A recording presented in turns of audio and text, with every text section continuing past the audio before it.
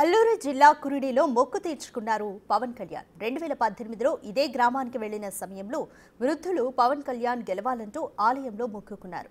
అరకు పర్యటనకు వెళ్లడంతో రామలంబ డిప్యూటీ సీఎంకు మొక్కు విషయాన్ని చెప్పారు. దాంతో శివపార్వతుల ఆలయాన్ని సందర్శించారు. డిప్యూటీ సీఎం హోదాలో పవన్ కళ్యాణ్ చూడడం సంతోషంగా ఉందంటున్న రామలంబతో మా ప్రతినిధి రాజు ఫేస్ టు ఫేస్. రామరాజు జిల్లా డుంబిరిగూడ మండలం కురిడి గ్రామానికి ప్రస్తుతం పవన్ కళ్యాణ్ వస్తున్నారు. పవన్ కళ్యాణ్ ఈ గ్రామానికి సడన్గా వస్తున్నారని అందరూ అనుకుంటారు. కానీ ఓ మొక్కు తీర్చడానికైతే పవన్ కళ్యాణ్ కురిడి గ్రామానికి వస్తున్నటువంటి పరిస్థితి కనిపిస్తుంది. పవన్ కళ్యాణ్ తానంతట తానుగా స్వయంగా శివపార్వతుల ఆలయంలో ఆయనంతటిగా ఆయన మొక్కుకోలే.